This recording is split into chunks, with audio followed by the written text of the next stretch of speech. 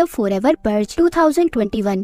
तो कहानी शुरू रेगिस्तान जैसे बंजर इलाके को दिखाते हुए होती है, जहाँ पर हम एक कपल को देखते हैं जो इस इलाके से होते हुए कहीं पर जा रहे थे। तभी उन्हें वहाँ पर एक खंडर जैसा घर दिखाई देता है। वो अब उस घर में जाते हैं जहाँ पर कुछ लोग थे, उनके पास हथियार भी थे। वो दोनों हस्बैंड वाइफ उन लोगों से बात करते हैं, जिससे पता चलता है कि ये सभी लोग मेक्सिको और अमेरिका के बॉर्डर पर हैं और सभी अमेरिका जाना चाहते हैं, वो भी इलीगल तरीके से, यानी बिना पासपोर्ट और वीजा के। जिसके बाद अब वो कपल, जिनमें से हस्बैंड का नाम जॉन और उसकी बीवी का नाम एटला था, उन दोनों को एक सुरंग में भेज दिया जाता है। अब जब वो सुरंग के अंदर जाते हैं, जिधर बहुत अंधेरा था, उधर और भी बहुत से लोग थे जो सभी अमेरिका जाना चाहते थे। उस सुरंग के अंदर जाते ही एटला डर जाती है जब उसके सामने अचानक से एक लड़का आ गया था, पर बाद में पता चलता है कि ये इन्हीं का साथी है। इसके बाद हम देखते हैं उन्होंने सुरंग को पार कर लिया था, वो अमेरिका पहुँच गए थे। इनका साथी एटला और जून को एक कार्ड देता है जिस पर फूल बना हुआ था, वो लेकर वो दोनों वहाँ से चले गए थे। अब हमें हॉर्स फार्म का सीन दिखाया जाता है, जहाँ पर एक आदमी जिसका नाम डेलन था, वो एक घोड़े को काबू करने की कोशिश कर रहा था, पर उसका घोड़ा उसे अपने पास नहीं आने देता। तभी डेलन के डैड जो वहीं पर थे,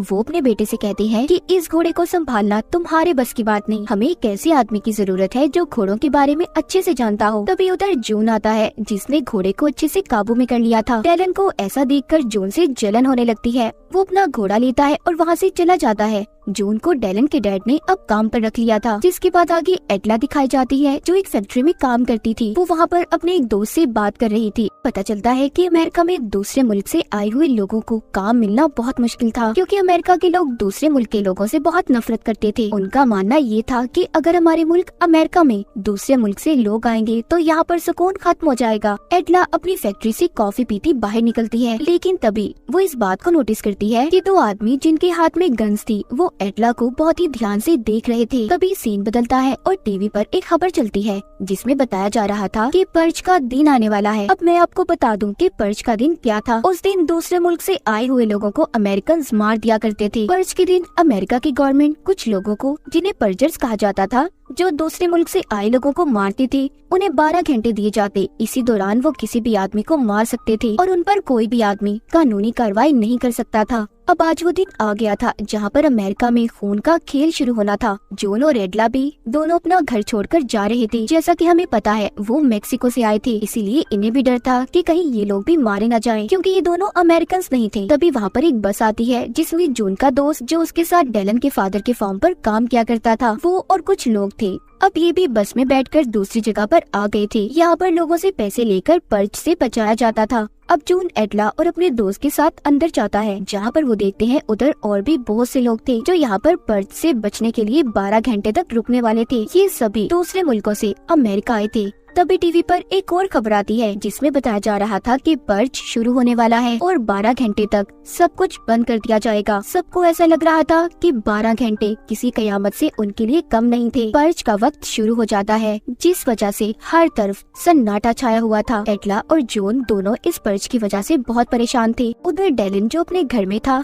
तभी उसे महसूस होता है कि जैसे कोई उसकी आसपास हो। अब वो एक अलमारी के पास जाता है, जिसमें बहुत सारी गन्स थी। वो उसमें से एक गन निकालता है। अब जब वो अलमारी को बंद कर रहा था, तो उसके पास एक लड़की आती है, जिसे देखकर वो डर गया था। ये लड़की कोई और नहीं बल्कि इसकी बीवी थी, जो इससे कहती है कि हमें उनका साथ नहीं देना चाहिए, जो पर्च जैसा खूनी खेल खेलते हैं। और साथ ही डेलन को वो ये भी बताती है कि वो माँ बनने वाली है। शहर में चारों तरफ सन्नाटा था, गोलियों की आवाजें थी, जहाँ पर एक दूसरे को लोग मार रहे थे। थोड़ी देर बाद सुबह हो जाती है। सुबह होते ही एटला और जॉन, उनके साथ बाकी के लोग बहुत खुश थे कि वो पर्च से बच गए। अब सब अपने घरों के लिए रवाना होते हैं, जहाँ पर जॉन अब जब अपने दोस्त के साथ शहर से होते अपने काम पर जा रहा था, तो वो देखते हैं हर तरफ खून ही खून था। सारा शहर लाशों से भरा हुआ था, दीवारों पर भी खून लगा हुआ है और गवर्नमेंट के आदमी चारों तरफ से सफाई करने में मसरूफ हैं। एटला भी अपनी फैक्ट्री में आ जाती है, पर वहाँ भी अभी तक कोई भी नहीं आया था। उधर डेलन भी अपने फार्म के दरवाजे खोलता है। तभी अचानक से उसके सामने एक आदमी आया था, जो दिखने में काफी खौफनाक लग रहा था। तभी उसके सामने 4 और लोग आते हैं, जिन्होंने चारों तरफ से डेलन को घेर लिया था। वो उन्हें देखकर काफी परेशान हो जाता है। एटला को देखते हैं, जो एक पिंजरे में बंद बकरी को खोल रही थी। अचानक से वो खुद ही उस पिंजरे में फंस गई थी। वहाँ पर भी कुछ लोग आ गए थे, जिन्होंने खरगोश जैसे मास्क पहने हुए थे। वो एटला को मारने वाले थे। तभी उधर उसका दोस्त आ जाता है, जो उसके साथ काम किया करता था। वो एटला को उनसे छुड़वाता है। अब ये दोनों मिलकर उनका मुकाबला करते हैं। दरअसल ये लोग जो एटला को मारने आए थे ये सभी पर्जर्स थे जो अभी भी लोगों को मारने का काम कर रहे थे, पर एटला और उसका दोस्त उन्हें मार देते हैं। तभी उधर पुलिस भी आ गई थी जो दोनों को पकड़ लेती है क्योंकि अब पर्ज का वक्त भी खत्म हो गया था। उधर डेलन के फॉर्म में जो लोग आए थे वो भी पर्जर्स थे। उन्होंने डेलन की पूरी फैमिली को बांध दिया था क्योंकि उनका कहना ये था कि डेलन और उसके डैड दूसरे मुल्कों से आए हुए लोगों को काम पर रखते हैं। जब उन्होंने डेलन के डैड के सर पर गन रखी थी और उसकी बहन को भी मार रहे थे, तभी उधर जॉन और उसका दोस्त आते हैं जो इनके फॉर्म पर ही काम किया करते थे। वो आकर उन लोगों पर गोलियां चलाने लगते हैं। अब उन पर्जर्स में से एक आदमी डेलन के डैड पर गोली चलाकर उन्हें मार देता है। दोनों तरफ से गोलियों की बारिश होने लगी थी। जून और उसके दोस्त ने सभी पर्जर्स को मार दिया था। वो उन्हीं का ट्रक लेकर डेलन और उसकी फैमिली को बिठाकर वहाँ से चले जाते हैं क्योंकि अब इस शहर में रहना महफूज नहीं था और पर्ज रुकने का नाम नहीं ले रहा था। 12 घंटे के बाद भी खूनी पर्ज चल रहा था। अब जून अपनी बीवी एटला को कॉल करता है मगर उसका फोन नहीं लगता क्योंकि एटला को तो पुलिस ने उसके दोस्त के साथ पकड़ लिया था। जून अपनी बीवी एटला के लिए बहुत परेशान था। उधर एटला को पुलिस अपनी वैन में लेकर जा रही थी जिसमें उसका दोस्त, उसके साथ एक आदमी और एक लड़की थे जो पर्जर्स का साथ दे रहे थे। तभी जाते हुए उनकी वैन उल्ट जाती है। यहाँ पर दूसरा आदमी एटला से बदतमीजी करता है मगर उसके दोस्त ने उसे बचा लिया था। अब जब वैन का दरवाजा खुलता है जहाँ पर जून था, एटला उसे देखकर बहुत खुश थी। जून उन्हें भी बचाकर अपने ट्रक में बिठाकर सभी को मेक्सिको ले जाना चाहता था क्योंकि सब जानते थे कि वहीं पर रहकर महफूज होंगे। ये जाते हुए रास्ते से एक फ्यूल स्टेशन पर भी रुकते हैं और वहाँ से अपना कुछ जरूरत का सामान लेते हैं। जून सबसे ये कह रहा था कि ये जगह उनके लिए महफूज नहीं है क्योंकि ये शहर के नजदीक है और यहाँ पर कुछ भी हो सकता है, इसीलिए हमें जल्दी यहाँ से निकलना होगा। तभी ये सब रेडियो पर खबर सुनते हैं कि हर तरफ शहर में पर्ज फैला हुआ है, लोग एक दूसरे को मार काट रहे हैं और ये खूनी खेल रुकने का नाम नहीं ले रहा। इसीलिए दूसरे मुल्कों ने अपने बॉर्डर को 6 घंटों तक खोलने का फैसला किया है ताकि जो भी दूसरे मुल्कों से अमेरिका गए हैं वो वापस अपने मुल्क में आ जाए, जिससे उनकी जान बच सकती है। पर मेक्सिको का बॉर्डर बहुत दूर था, लेकिन अब इनके पास कोई और रास्ता भी नहीं था कि ये पर्ज से बच सके। इसलिए ये सभी अपने ट्रक में बैठकर मेक्सिको के लिए रवाना हो जाते हैं। जब ये अंधेरे में अपने ट्रक को ले जा रहे थे तो इनके पीछे कुछ बाइक्स लग जाती हैं जो पर्जर सीखी थी। वो इनके ट्रक के पास आकर गोलियां चलाने लगते हैं। ये सभी डर गए थे क्योंकि इनके पास मुकाबले के लिए कोई हथियार नहीं था। डेलन की बहन उनको वहाँ पर एक झंडा दिखाती है जो पर्जर्स का ही था। इसका मतलब कि ये भी उन्हीं की तरह है, इसीलिए वो लोग झंडे को देखकर वापस चले गए थे। आगे ये लोग अब एक शहर में पहुंचते हैं जहाँ पर चारों तरफ गोलियां चल रही थी। अब वो लोग अपने ट्रक से निकलकर आगे बढ़ते हैं। हर तरफ लाशें पड़ी हुई थी मगर तभी उन्हें कुछ लोगों ने पकड़ लिया था। वो सभी पर्जर्स ही थे। तभी वहाँ पर पुलिस आ गई थी जो सब पर गोलियां चलाने लगती है। इसी बात का फायदा उठाकर जून एटला के साथ ही वहाँ से बचकर निकल जाते हैं मगर एटला और डेलन की बीवी अपने ग्रुप से अलग हो गई थी। एटला को एक रोज का निशान नजर आता है। अब वो उस जगह पर जाने लगती है मगर डेलन की बीवी उसे रोक रही थी। वो कहती है पहले हमें अपने हस्बैंड्स को ढूंढना होगा। एटला उसकी नहीं सुनती और अंदर चली जाती है। वो डेलन की बीवी से कहती है कि दूसरे मुल्क से आए लोग अपने मुल्क के लोगों की मदद करने के लिए कोई निशान छोड़ते हैं, शायद हमें भी यहाँ पर कोई मदद मिल जाए। तभी उधर 2 आदमी आते हैं जिन्होंने इन दोनों पर गन कर ली थी मगर जब एटला उन्हें बताती है कि वो यहाँ पर रोज के निशान की मदद से आई है तो वो दोनों रुक गए थे क्योंकि वो मेक्सिको से आए थे। वो अपने लोगों की मदद करना चाहते थे। अब वो उन्हें एक जगह पर लेकर आई थी। वहाँ पर एटला देखती है उधर बहुत से लोग हैं जो पर्ज से अपनी जान बचाकर वहाँ पर आए हैं। उधर वो अपने हस्बैंड जून और एटला को भी देखती है। दोनों एक दूसरे से मिलकर बहुत खुश थे। इसके बाद टीवी पर खबर चलती है कि पर्जर्स ने आर्मी पर भी हमला कर दिया है और बहुत से शहरों को बर्बाद कर दिया है और आर्मी पर हमले की वजह से आर्मी को बॉर्डर से हटा दिया गया, जिस वजह से सभी मुल्कों ने अपने बॉर्डर्स को भी बंद कर लिया है। सभी खबर सुनकर बहुत परेशान हो गए थे। तभी वहाँ पर एक औरत अपने एक साथी को जो मेक्सिको में रहता था उसे कॉल करती है ताकि वो आकर उनकी जान बचा सके। अब जब सभी वहाँ से जाने वाले थे तभी उधर एक गाड़ी आकर रुकती है जिसमें वही आदमी था जिसको उस औरत ने मदद के लिए बुलाया था। अब वो सभी उसकी गाड़ी में बैठकर वहाँ से जाने लगते हैं मगर तभी इस बात की खबर पर्जर्स के लीडर को भी हो गई थी। अब वो सभी गाड़ी में एक सुनसान रास्ते से जा रहे थे। अब जब डेलन अपनी गाड़ी से पीछे देखता है तो उसे कुछ गाड़ियाँ आती दिखाई दे रही थी। वो गाड़ियाँ भी पर्जर्स की थी मगर वो अब मेक्सिको के बॉर्डर तक पहुँच गए थे, इससे आगे गाड़ी नहीं जा सकती थी। ये लोग गाड़ी से उतरकर आगे बढ़ते हैं। उधर इन्हें कुछ लोग मिलते हैं जो मैक्सिकन्स थे। कुछ लोग पैदल चलकर आगे जा रहे थे मगर जून और एटला के साथ कुछ साथी रुक जाते हैं। वो उन पर्जर्स का मुकाबला करने वाले थे ताकि वो इन्हें इधर ही खत्म कर सकें। तभी उधर गोलियों की बारिश होने लगती है। इस लड़ाई में जून और एटला के साथियों की गोलियां खत्म हो गई थी। तभी ये सब वहाँ पर एक घर में छुप गए थे, मगर उधर भी पर्चर्स आ जाते हैं जो जून को मारने वाले थे और एटला को बेहोश कर देते हैं। मगर जल्दी उसे होश आ जाता है और जो लोग जून को मार रहे थे उन्हें गोली से वो मार देती है। सबको मारकर ये लोग बॉर्डर तक जाने वाले थे, मगर तभी पर्चर्स का लीडर एटला को पकड़ लेता है और उसे अपने साथियों को मदद के लिए बुलाने का कहता है,